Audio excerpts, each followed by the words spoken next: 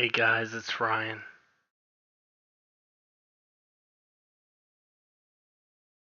We're gonna play a little Sherlock Holmes here. And so I decided to pick up my pen to relate the most disturbing episode of my life thus far. It all began early one morning in 1898, when Sherlock Holmes invited me to accompany him on a visit to the Marquis of Conyngham.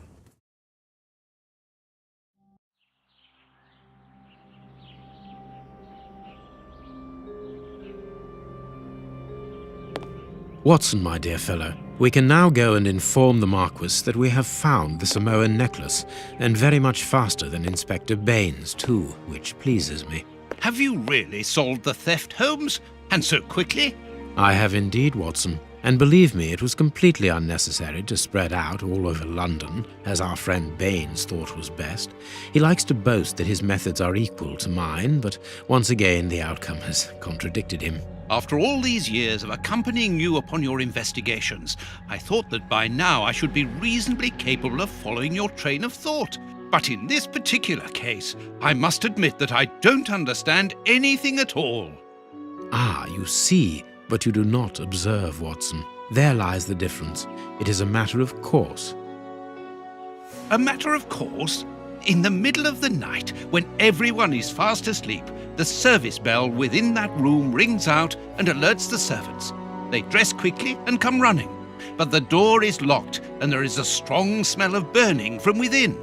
A few seconds later, the master of the house himself, the robbed Marchioness's husband, the Marquis of Conyngham, arrives and unlocks the door using the sole key. A fire has started inside the room, but they have managed to arrive in time to put it out.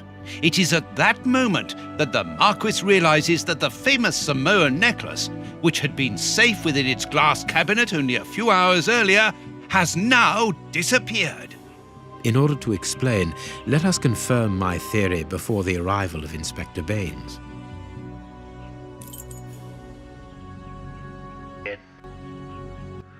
Okay, so here we are, kids. I am playing as Sherlock Holmes, the world's greatest detective. Let's move around here. I actually like doing first person, so I'm gonna go ahead and switch to that. Feels more natural too.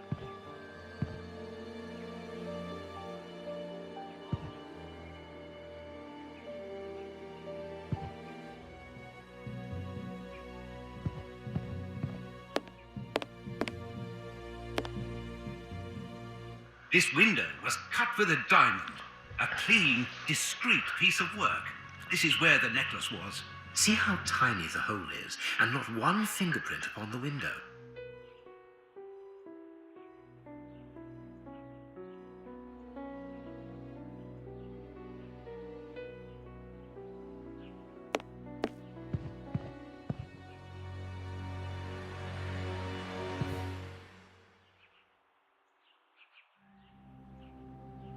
A mark undoubtedly made by a diamond.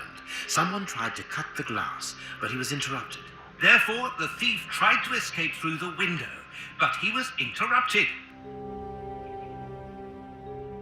All the windows are locked. They've not been forced. Wonder how the robber got in here.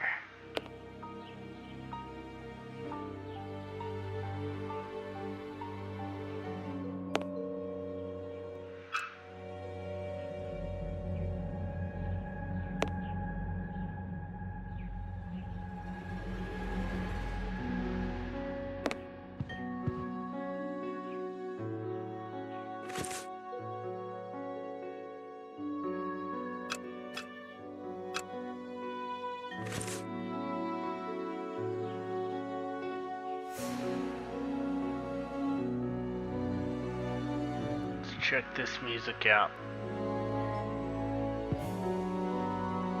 Let us examine the crumpled scores that have fallen off the piano. Nothing of interest here. Nothing of interest here. Ah, come on, Sherlock. There's gotta be something. Nothing of interest here. What am I looking for?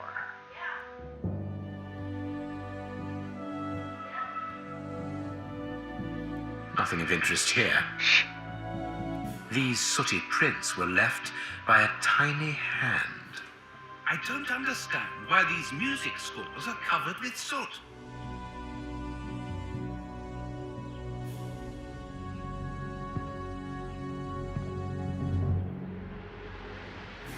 My guess is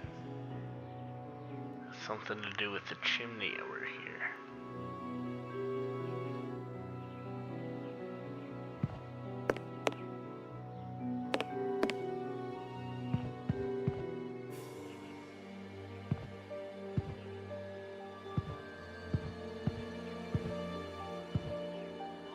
What is that?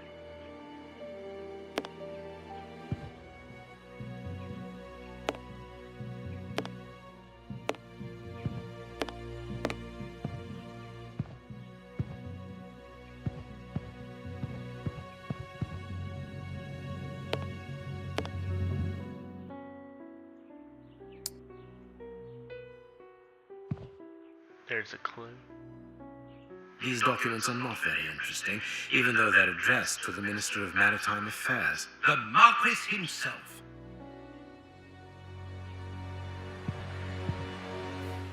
Heading towards his chosen escape route, probably the window, the thief knocked over the stool, which then caught fire. But why didn't he try to put the fire out at once? Why indeed, Watson? Why indeed? This draft screen makes an ideal hiding place.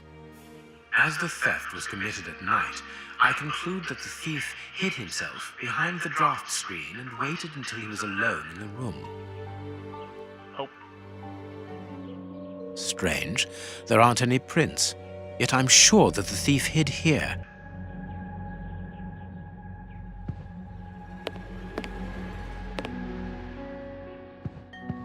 oh, A candle.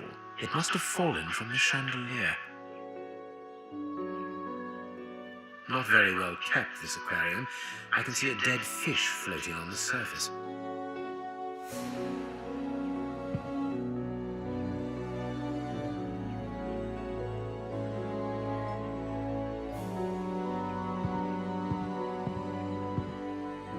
let's make sure I didn't miss any clues. Oh. There we go. There's one.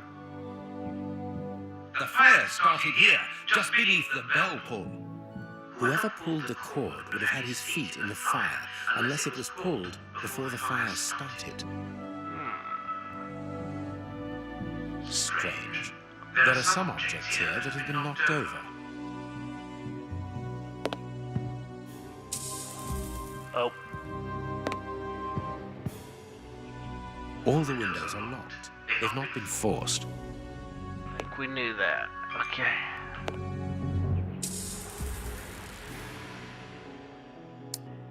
Guess the only thing to do is go to the door, see what's happening. When the servants arrived at the door, having been alerted by the bell, they saw evidence of the theft and the fire, but they didn't see the thief. This door is very hard to force. The Marquis is the only person to have the key. The thief could not get out through here until eventually, when the door was opened by the servants. Ah, Mr. Holmes, you're already here. Good morning, Inspector. You've arrived just in time. Scotland Yard arrives like the cavalry, always in the nick of time. Ah, but I know that satisfied expression, Mr. Holmes. Have you already solved the case? It's possible. We have retraced the thief's rather unusual footsteps. He is a true acrobat. But what I cannot understand is that when the servants entered the room, there was no one to be seen. An acrobat, perhaps, but an invisible one? I do not think so. The only explanation is that the thief escaped before the servants arrived.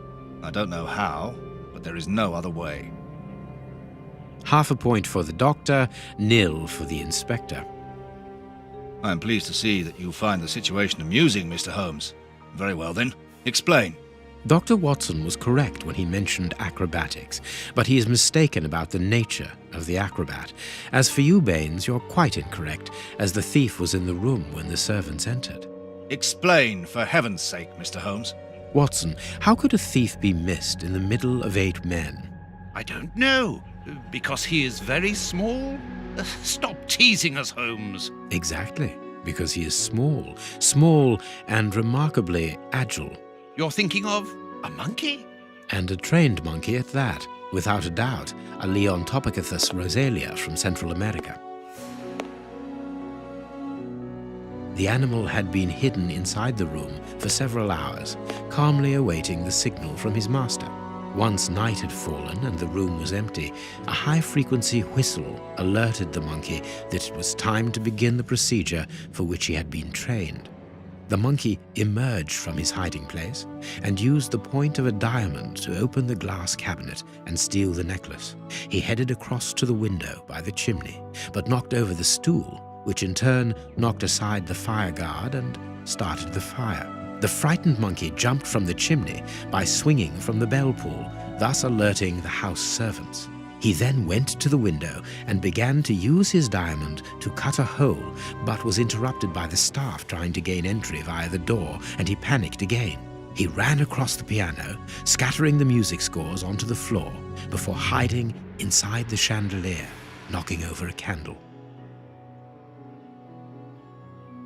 Finally, the servants and the Marquis entered the room, leaving the door open while they put out the fire.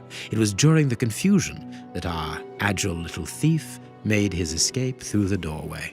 As simple as that. A brilliant explanation. Bravo, Holmes. And the necklace? I can see it from here, my friends. It's right in front of us. We have searched the room from top to bottom, Holmes. How were we unable to find it? Because we paid insufficient attention to the only victim of this affair. What victim? No one is dead? Yes, Watson, a poor goldfish whose destiny was to die, crushed by one of the most precious necklaces in England. The aquarium is just beneath the chandelier. I understand. The little monkey had likely hung the necklace around its neck and lost it when he leapt from the chandelier. The jewels fell into the aquarium, where they remain now.